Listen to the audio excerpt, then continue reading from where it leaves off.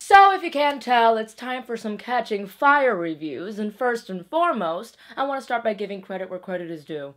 And how about that Dragon Con cameo? Best cameo in a movie by far. And if you don't know the elevator scene that I'm talking about, well, that is the hotel in which Dragon Con takes place. And if you're one of the lucky few who actually remain sober long enough to take that elevator up, then you know what I'm talking about. But if you don't have any recollection whatsoever of that elevator, well, then you deserve a medal and perhaps a brochure on the benefits of joining AA. Now for the actual review. I must say that the movie had me engaged from the very beginning. I mean, from the moment that she knew that she was being put back into the game, I was like, game on, let's do this! Then I remembered her running mate, Peta. Pita Bread may as well be the worst ally to have in these games. I mean, in the first movie, his main defense was making one hell of a cameo out of nothing.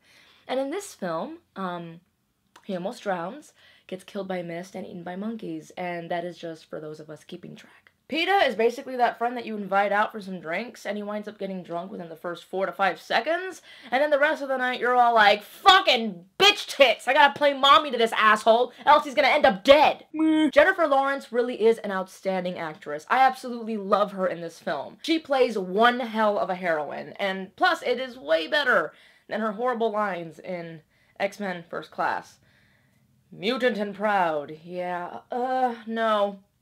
No, I get chills every time I hear those fucking terrible lines because lame writing. But back to Catching Fire. My only real gripe with the film was that there can only be so much downtime. Between Lenny Kravitz's fashion techniques and Elizabeth Banks' craziness, it could have been tightened up just a little bit.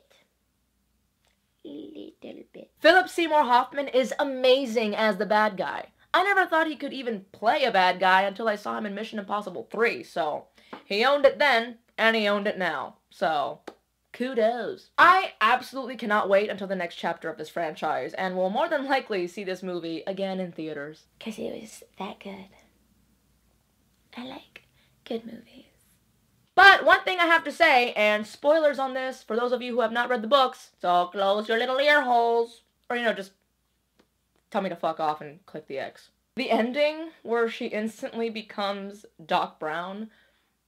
Okay, don't look at me like I'm an asshole, but I kind of laughed. I mean, in my head the entire time, I knew what she was about to do, and all I could do was hear the screams from Doc Brown as he was trying to ensure that the cables were all in place so that the lightning could hit the clock tower and Marty could get back to the future. And the fact that as soon as she released the arrow and the lightning blew up the tree behind her, causing her to fly, just like it did Doc Brown as he completed the line, I was like, oh man.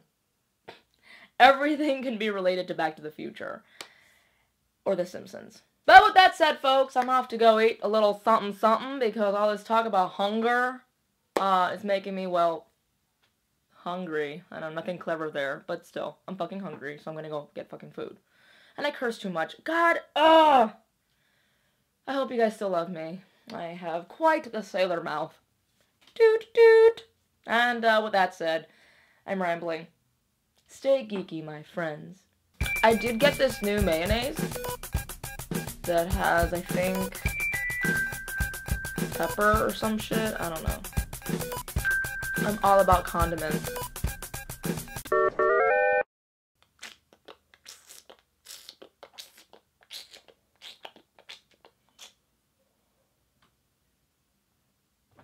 What do you think, Gollum?